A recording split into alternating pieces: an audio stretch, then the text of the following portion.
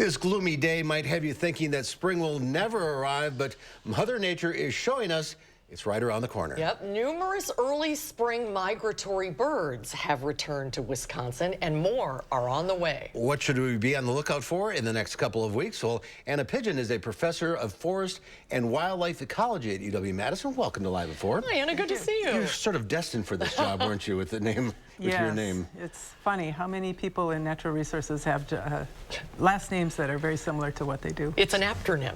That's called an aptronym, when your name is what your career is. Yeah, exactly. So the birds are starting to arrive. It's good for your soul. Mm-hmm. Seeing those first robins, you know, help is on the way. So what's coming back now? What are we seeing now? Yeah, absolutely. For about the past 3 weeks, we've had sandhill cranes, American robins, as you mentioned, red-winged blackbirds. I've heard American woodcocks painting at dusk. All of these are the early vanguard, the short-distance migrants who spend their non-breeding season just south of the frozen line. So not real far. Not real far, several hundred miles. What are the chances of a robin in your backyard was the same one that was there last fall? Boy, if they had great breeding success in your yard last summer, they are going to try to get back to that exact same spot and mimic those conditions because they worked the first time. It's incredible, It's miraculous. I mean, it really is one of the wonders of the world. It absolutely is. Birds have these abilities to sense the Earth's magnetic field, to memorize the sky's star chart. Many small-bodied birds migrate at night. Completely change their activity pattern from being day active the rest of the year to during migration they're hurtling through the night sky. Really? Wow. So what else is on the way?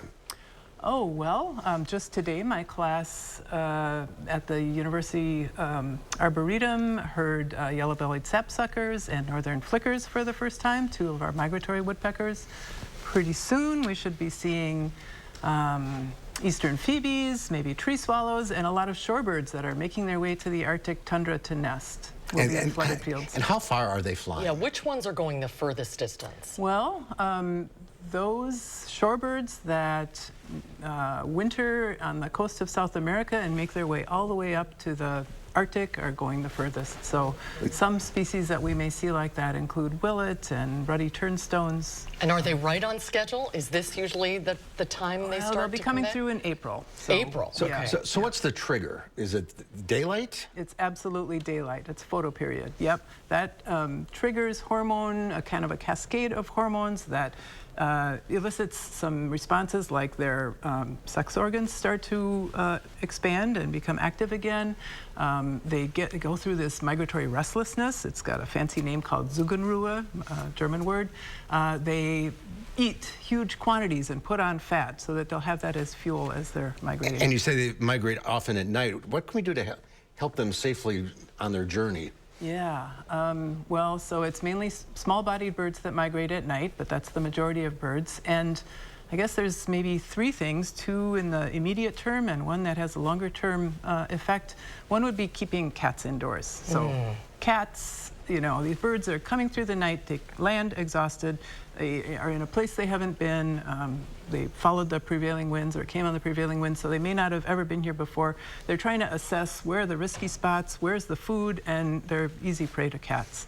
And lights, too, can be a problem. Absolutely. Turning off lights at night because lights, for some reason, disorient birds. They get drawn into them. Yeah. So anything you can put in your feeder at this time of the year?